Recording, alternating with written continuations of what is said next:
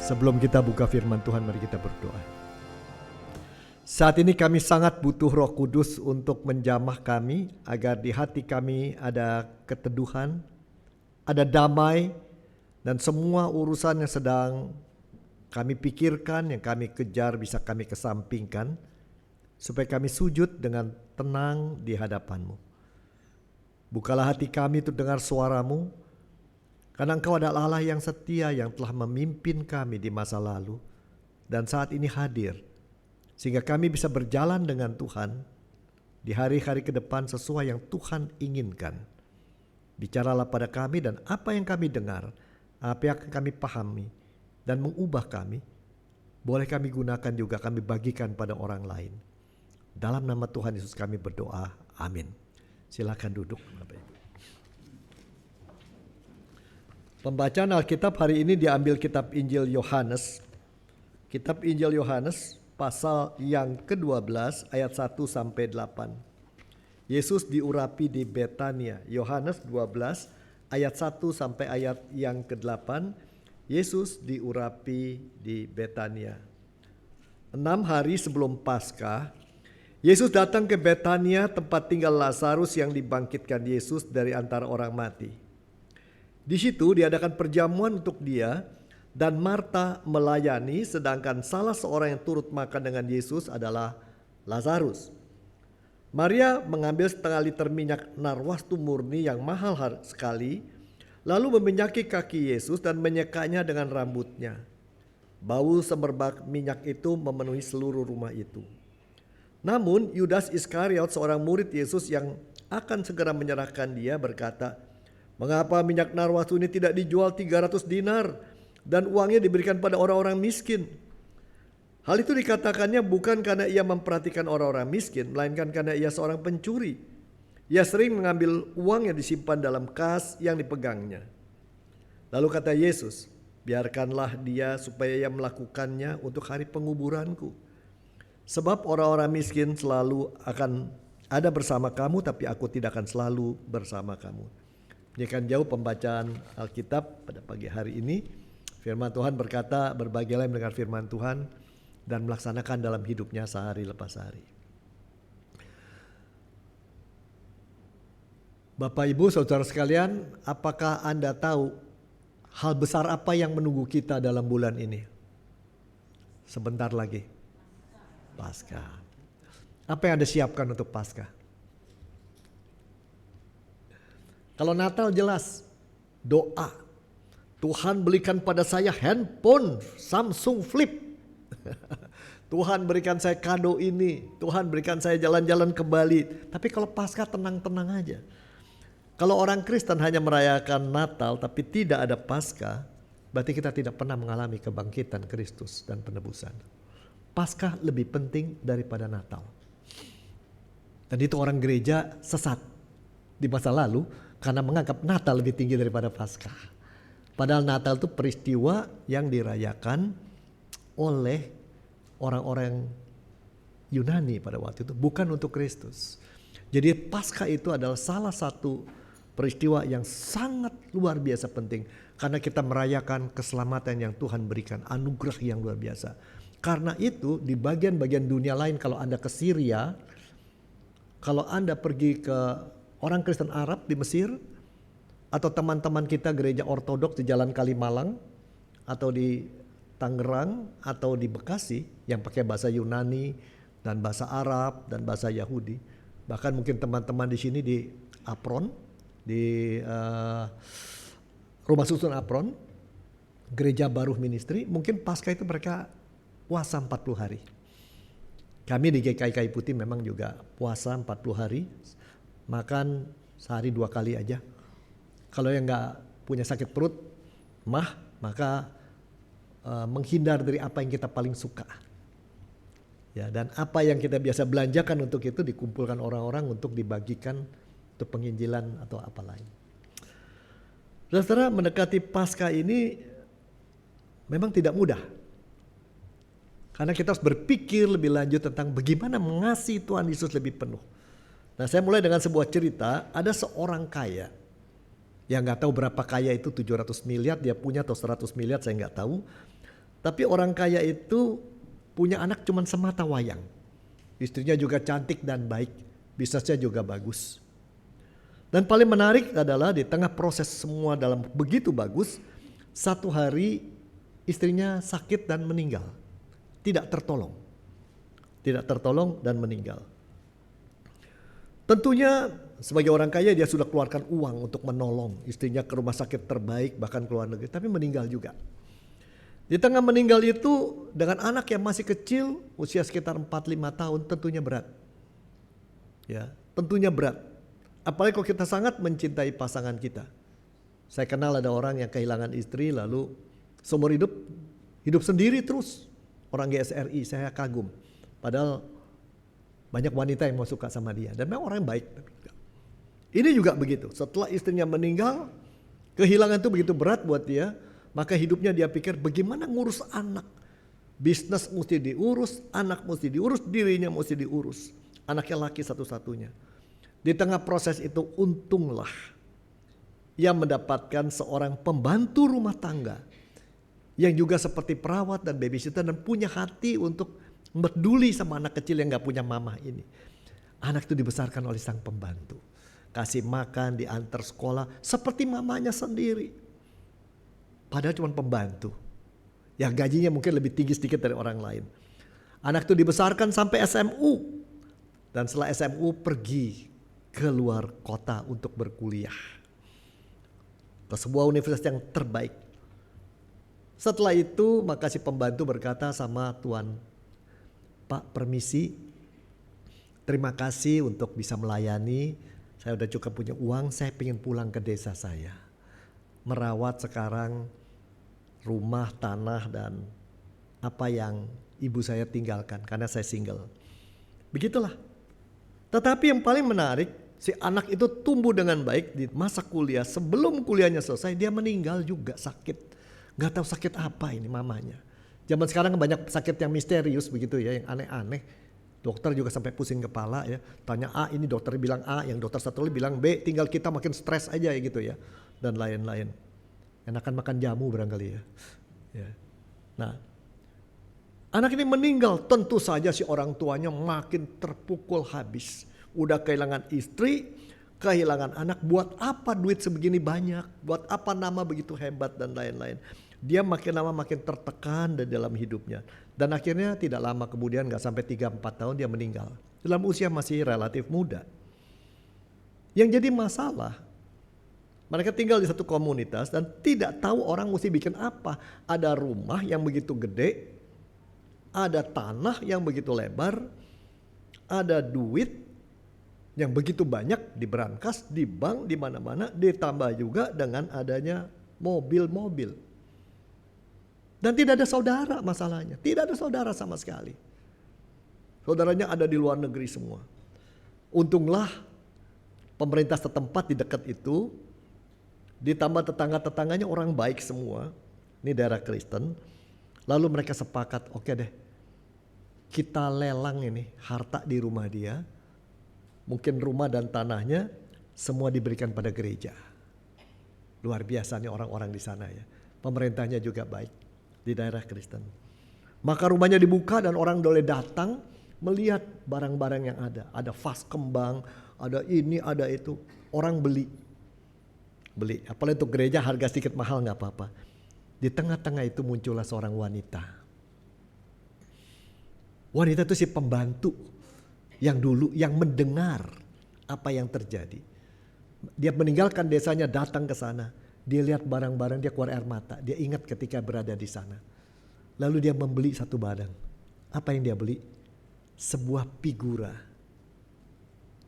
yang ada gambar si anak sama papanya. Dan karena figura itu tua dan biasa, harganya cuma 15.000. Dia masih bisa beli. Dia bawa pulang. Di rumah dia cium figura, dia cium foto, dia kehilangan anak itu. Tiba-tiba dari belakang figura, tua sih ya, sobek kertasnya, ada amplop jatuh, cepluk. Begitu dibuka, amplop apa? Ada tulisan, tolong bawa amplop ini ke notaris ahli hukum keluarga. Kebetulan pembantu tahu, maka dia bawa amplop itu. Balik lagi ke kota. Apa yang terjadi? Notaris berkata, di sini ada kata-kata pernyataan dengan plat segel dan lain-lain. Dikatakan apa?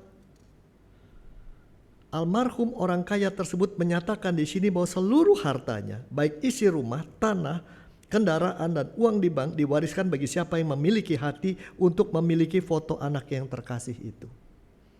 Sang pembantu tidak bisa berkata apa-apa, hanya bisa meneteskan air mata. Tidak pernah ia membayangkan hidupnya punya uang lebih dari 500 miliar.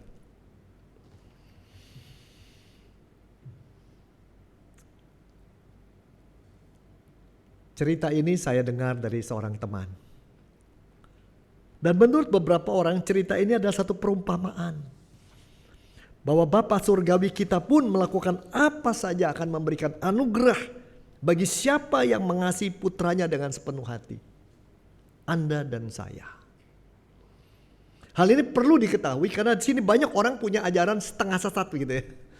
Bahwa kamu harus kerja keras buat Tuhan, berikan yang terbaik. Kamu harus ini, itu, berikan persembahan ini supaya nanti Tuhan kasih anugerah yang gede. Kamu harus berikan perpuluhan, kamu aktif di gereja, kamu baca Alkitab tiap hari, kamu ikut ibadah tiap hari dan seterusnya.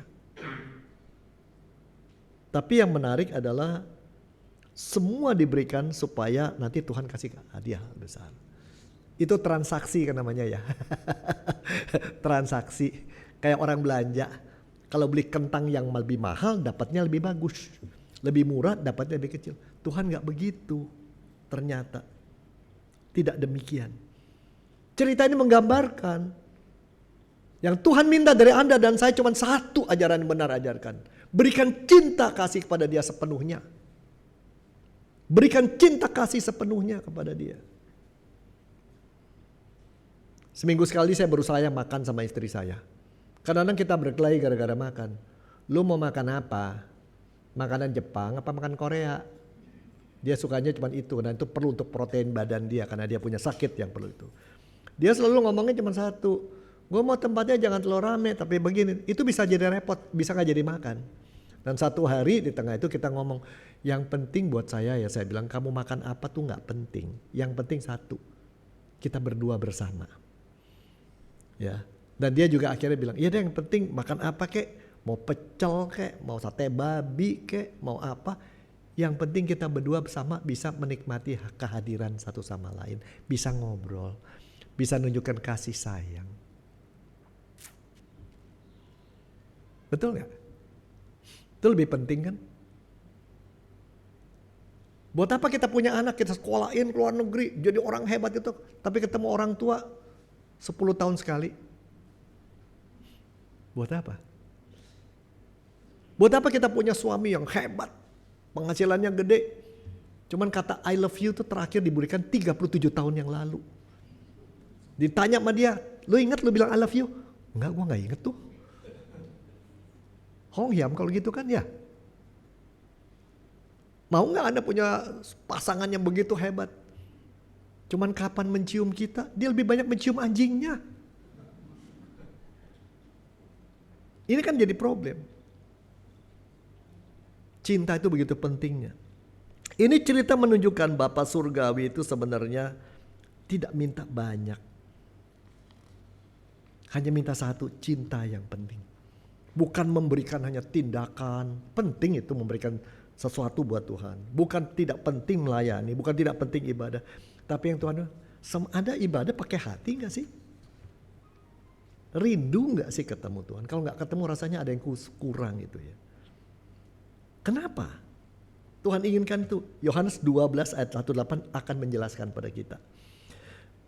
Kalau kita amati cerita itu ya pertama-tama ini kisah perjalanan Tuhan Yesus yang menuju salib, menuju Paskah.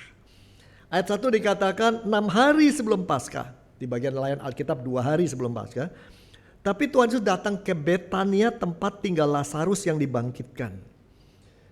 Saya punya feeling Tuhan Yesus tuh jago pelawatan loh.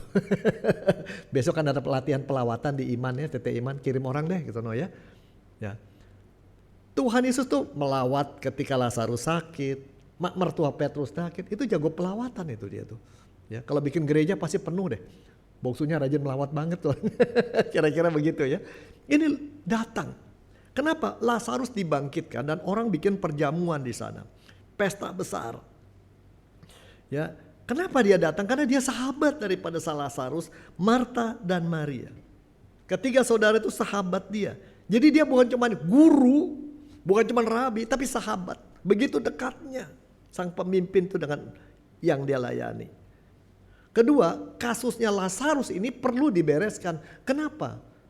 Sebab gara-gara Lazarus dibangkitkan, orang-orang Farisi takut. Ini kalau dibiarkan, ini cerita merebak. Nanti orang menjadi ramai dan Tuhan Yesus itu akan diserbu sama orang Romawi, Yunani, kerajaan kita dihancurkan, bangsa kita. Mendingan orang ini dibunuh aja. Mendingan satu mati daripada seluruh bangsa rusak. Itu di pasal 11 dikatakan itu. Jadi apa yang dilakukan Tuhan Yesus memicu orang untuk membunuh dia. Dan dia tahu memang itu perjalanannya. Maka dia berangkatlah mampir ke sana. Ini sebenarnya perjalanan untuk mengatakan say goodbye. Saya gak akan lama bersama kamu lagi. Kira-kira sebenarnya itu. Cuman menarik. Ketika ada perjamuan di sana. Apa yang terjadi? Ada si Marta. Sibuk masak ini. Ini ketua komisi wanita nih. Ya. Marta tuh selalu sibuk bikin makanan. Siapin ini, siapin itu. Dulu juga Tuhan datang itu. Ini ketua komisi wanita GSRI ini pasti ini. Bukan GSRI Santapan Rohani. GSRI adalah golongan suka ribut Indonesia. Yang itu ya. Marta kan yang ribut aja, ngata-ngatain adeknya segala macam itu. Tapi dia rajin melakukan itu. Di pesta itu ada Lazarus yang begitu hebat. Tetapi yang menarik sekali lagi, yang penting ada Tuhan Yesus. Kenapa? Pasca ada pesta mengingat orang Yahudi yang dicengkram, dibelenggu, dijajah oleh orang Mesir sekian lama ketika mereka berada di Mesir. Dan bagaimana pasca itu Tuhan turun tangan membebaskan mereka. Sekarang yang datang Tuhan Yesus menunjukkan dengan Lazarus dipulihkan, Allah kembali datang untuk membebaskan mereka dari berbagai-bagai masalah begitu ya. Tapi yang paling menarik ada Marta, ada Lazarus yang bangkit, ada Tuhan Yesus. Maria ini siapa? Ini cuma adik kecil, seorang wanita yang tidak ada kelebihannya. Tidak pintar ngatur, tidak menonjol, orang biasa. Ya. Dia bukan seksi repot komisioner, bukan ikon seperti Lazarus, orang biasa.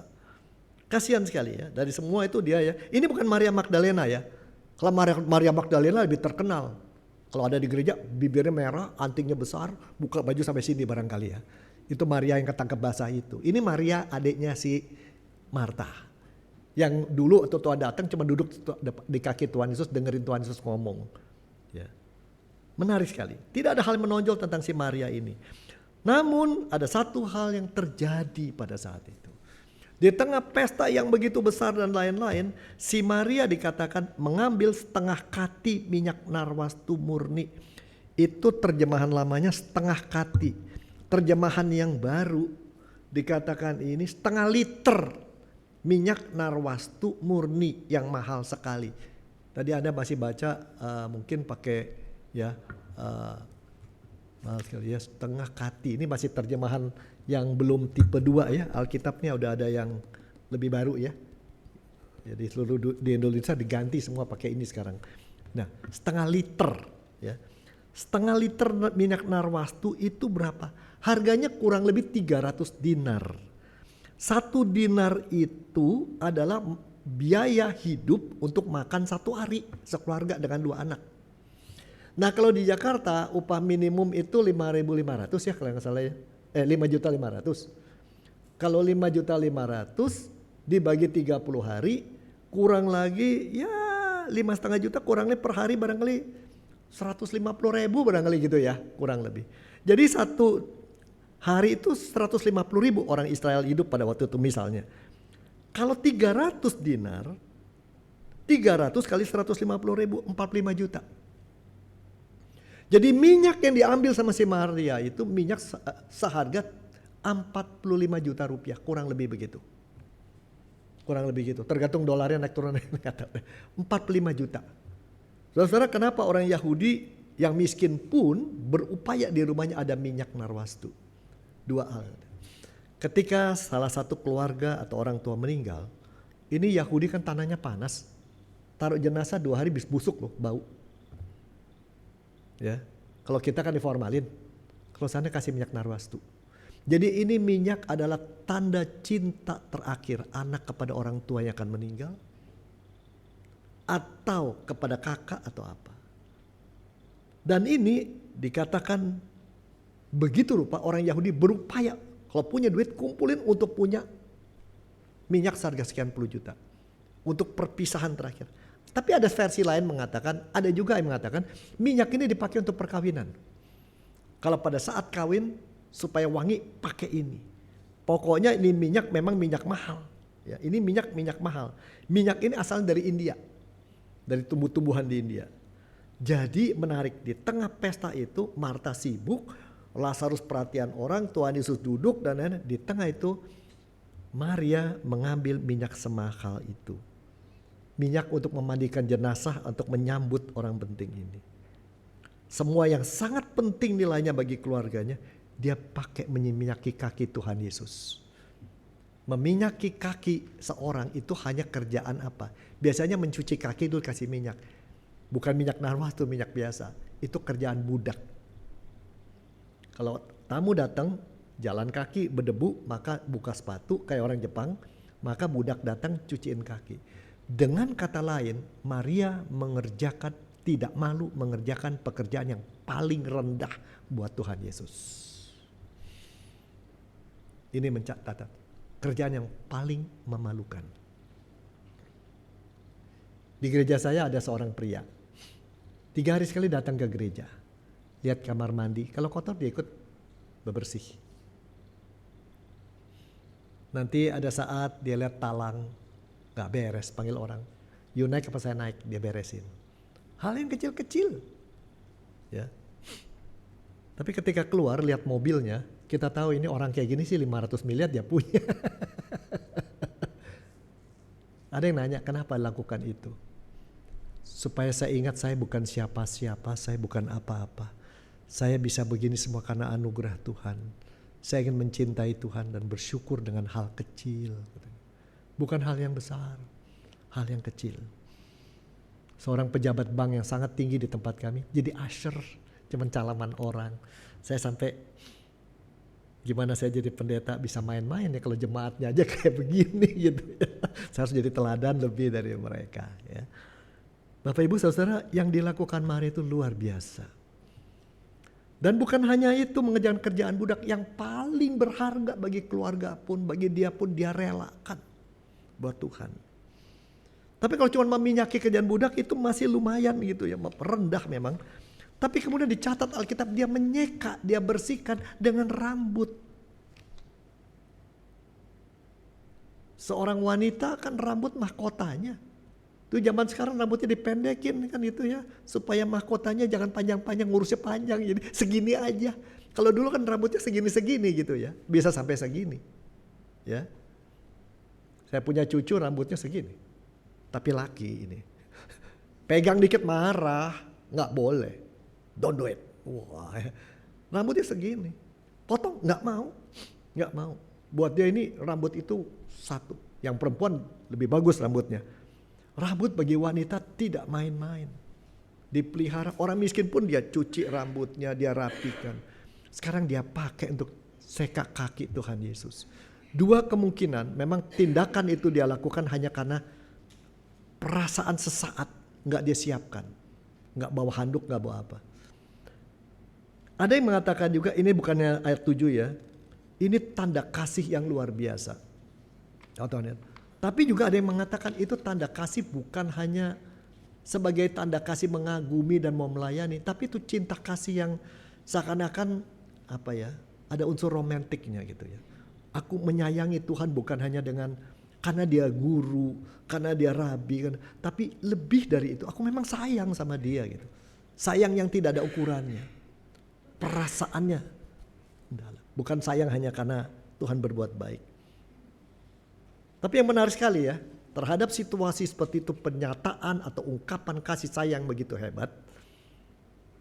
Ada mulut orang yang berbeda. Yudas.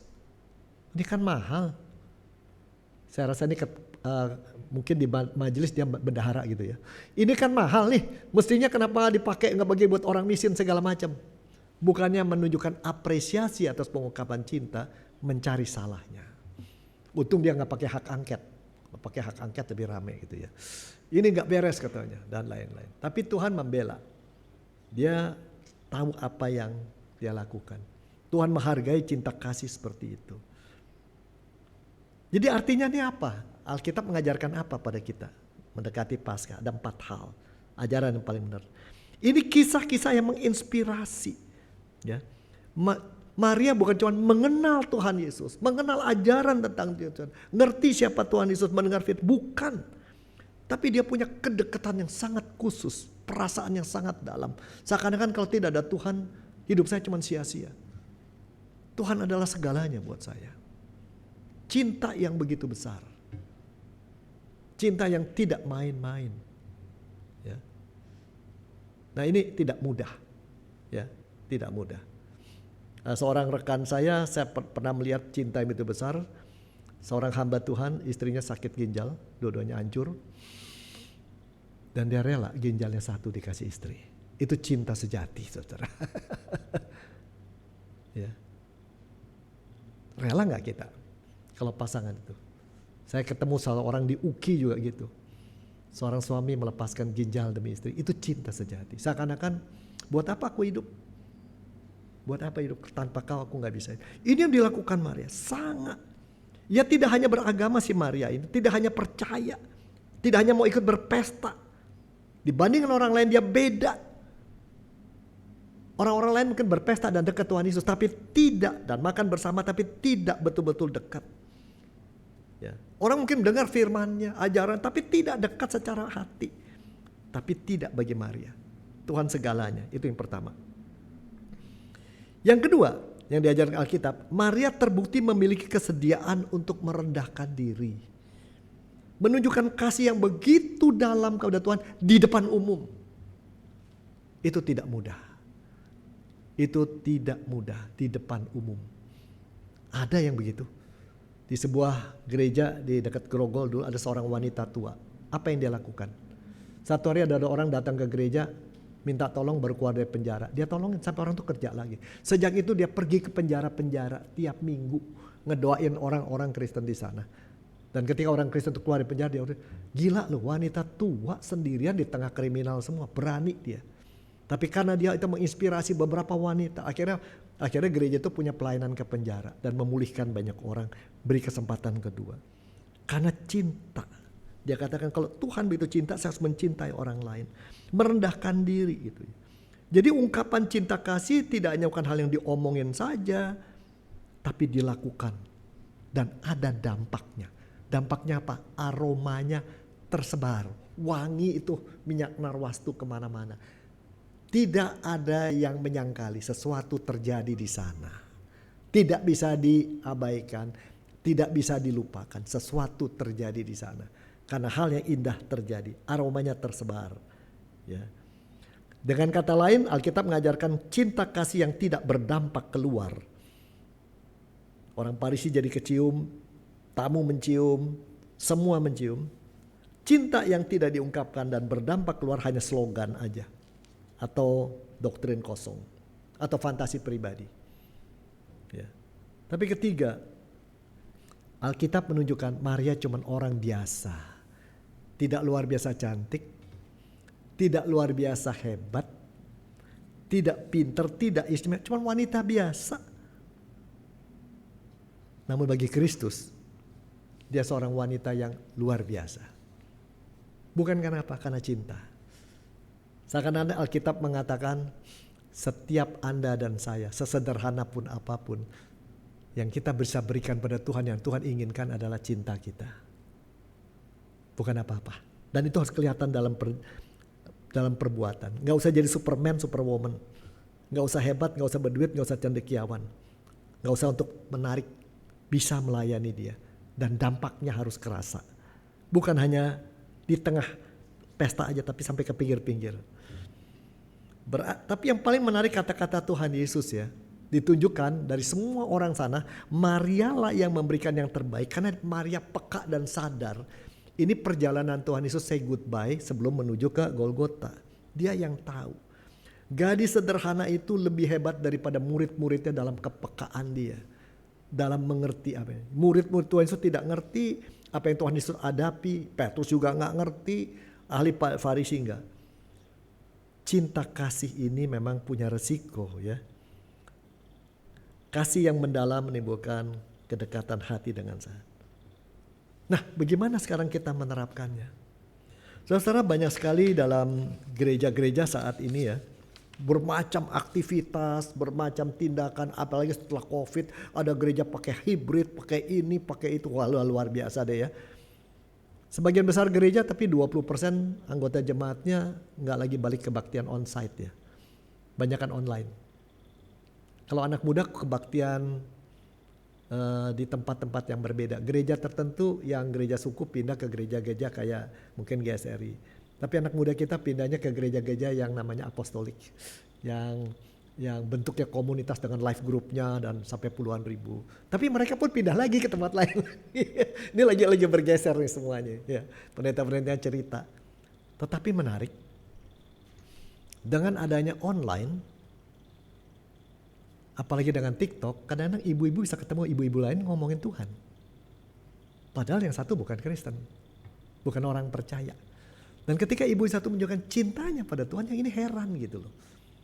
Orang lain membayangkan Tuhan tuh jauh gitu ya. Ini kok Tuhan seperti sahabat, seperti kekasih. Dan itu menyentuh hidup orang lain. Luar biasa ini terjadi. Kedekatan itulah yang bisa diberikan kepada Tuhan terbaik oleh kita. Bukan minyaknya yang penting, hatinya. Tuhan jadi prioritas. Nah, bagaimana menerapkannya buat kita? Menjelang Paskah, boleh saja kalau Anda mau puasa, mau berdoa, ikut mengingat-ingat perjalanan Kristus, boleh aja. Tapi jangan lupa, kita perlu memeriksa diri secara serius. Pertama, penghayatan iman. Apakah Anda cukup menikmati kedekatan dengan Tuhan? Seperti Maria. Orang yang dekat sama Tuhan ciri-cirinya apa? Walaupun kita berdosa, punya kelemahan, punya ketakutan, kadang-kadang kita bingung. Tapi kalau dekat Tuhan, bukan takut yang kita rasakan. Kita menikmati dan bisa cerita seadanya. Tuhan, saya takut ini, saya bingung. Saya gak tahu mesti bikin apa Tuhan. Hari ini saya butuh dihibur Tuhan. Jujur depan Tuhan, itu satu. Ngomong seadanya. Yang kedua, orang yang dekat Tuhan itu apa? Bukan hanya menikmati dan lain-lain. Tapi kita juga, Tuhan, saya ingin mendengar apa yang Tuhan inginkan. Saya ingin dengar Tuhan ngomong sama saya. Tapi terutama orang seperti itu yang dekat sama Tuhan, ciri-cirinya apa? Rasa aman. Apapun terjadi besok, apapun yang terjadi dengan diriku, dengan orang yang kukasihi, dengan pasanganku, anakku, adikku, semua yang Tuhan berikan pasti baik. Bukankah kebaikan, Tuhan memberikan kebaikan bagi orang-orang yang mengasihi Dia. Apapun terjadi dengan bisnis kita, dengan masa depan, semua baik. Rasa amannya tinggi. Yang jadi masalah kalau namanya orang Kristen ngakunya sudah dibaptiskan ulang, bahkan begitu ya, sudah hidup dalam roh, sudah melayani, sudah selamat, tapi rasa aman tidak ada. Takut kalau nggak punya duit, takut kalau nggak dihargai orang, takut kalau nggak punya posisi, takut kalau keluarga sakit, takutannya banyak. Maka takut tidak akan bisa dicampur dengan cinta.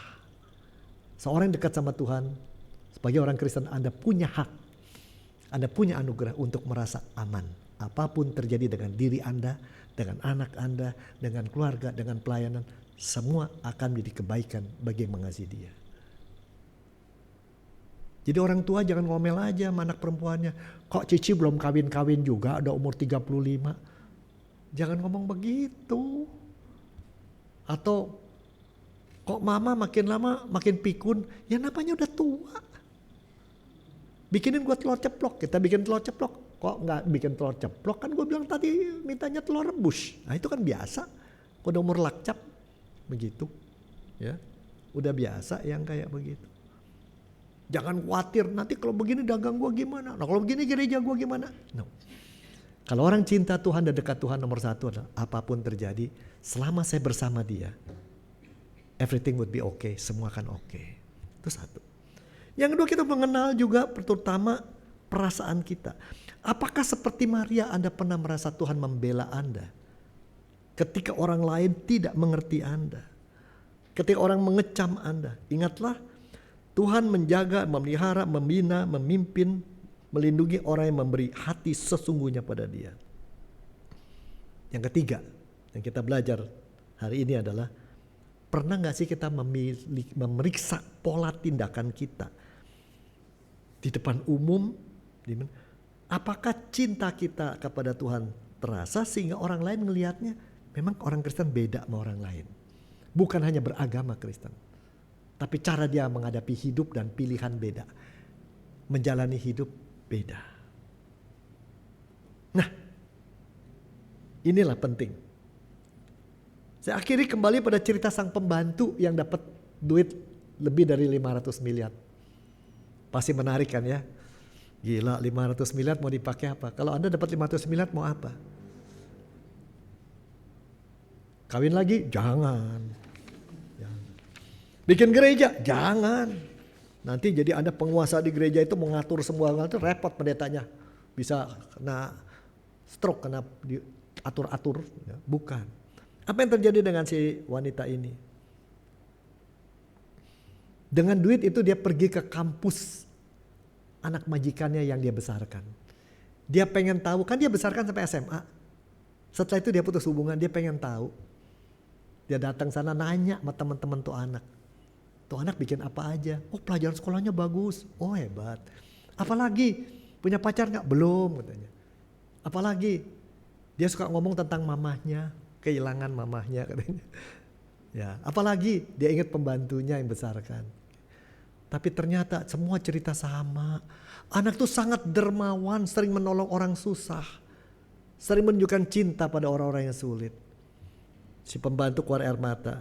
Gak sia-sia aku membesarkan dia. Menolong dia. Lalu apa yang dilakukan? 250 miliar diserahkan kepada sekolah. Berikan untuk beasiswa. Bagi orang-orang yang tidak mampu katanya. Bagi mahasiswa yang miskin. Nah, ini menarik. Cerita ini kembali lagi ditafsirkan menunjukkan kepada kita setelah kita mendapatkan sesuatu yang luar biasa dari Tuhan. Setelah kita mendapatkan keselamatan. Setelah melalui Paskah kita pengorbanan Tuhan begitu besar buat hidup Anda dan saya. Cerita ini mengajarkan pada kita walaupun kita orang kecil, sederhana, tidak ada nama, tidak ada apa-apa, bagi Tuhan berharga. Pertanyaannya setelah itu sebagai terima kasih, apa yang kita lakukan bagi putranya yang tunggal? Sekedar jadi orang datang ke gereja? Ataukah bisakah setiap satu Anda tiap tahun cari satu orang baru yang belum kenal Kristus? Jadi teman sama dia, layani dia. Ketika dia susah, lakukan sesuatu. Bawa cinta Tuhan ke sana. Doakan. Lalu Anda akan dibuat kaget oleh Tuhan. Berapa banyak nanti bangku harus kita tambah. Karena gereja ini akan penuh orang. Bisakah? Saya yakin Anda tahu Tuhan mencintai Anda. Bisakah cinta Anda tunjukkan dalam tindakan nyata. Secara terprogram. Tiap orang cari satu orang tiap tahun.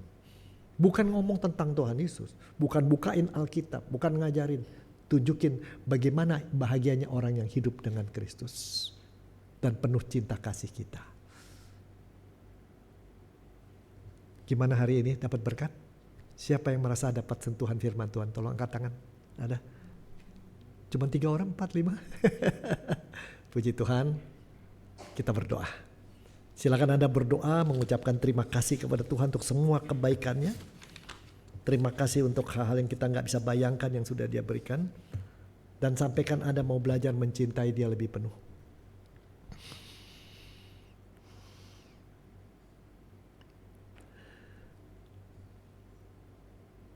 Tuhan yang baik, Kalau kami melihat penghidupan kami, begitu banyak yang telah Kau berikan pada kami.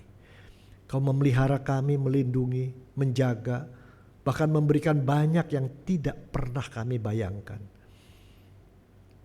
Bahkan ketika hal-hal berjalan tidak menurut yang kami inginkan, ketika keluarga tidak berbentuk seperti yang kami harapkan, ketika anak-anak kami mungkin tidak terlalu dekat dengan kami, tapi kami tahu tidak ada satu hal pun dalam diri kami yang tidak Tuhan pelihara dan Tuhan atur dengan baik. Cinta-Mu begitu besar pada kami, karena itu kami perlu belajar Tuhan. Ajari kami bagaimana mengungkapkan cinta kasih lebih penuh kepadamu. Dan kami sebarkan cinta kasih yang kami alami dari Engkau kepada orang lain. Tuhan, tolonglah kami agar semakin hari makin penuh cinta pada Tuhan. Dan kami memprioritaskan melakukan apa yang nyata, menunjukkan pada orang lain kedekatan dengan Engkau adalah hal yang begitu indah. Dan ketika kami dalam susah, dalam kesedihan, dalam sakit, dalam kebingungan, begitu hal yang mengecewakan terjadi, itu tidak membuat kami pahit, karena kami tahu Tuhan Yesus tetap merangkul, berjalan, memegang tangan kami. Tidak cukup kata-kata kami sampaikan bahwa kami mengasihi Engkau Tuhan. Kami ingin mengasihi Engkau lebih penuh. Kami perlu mengenal ajaran yang benar.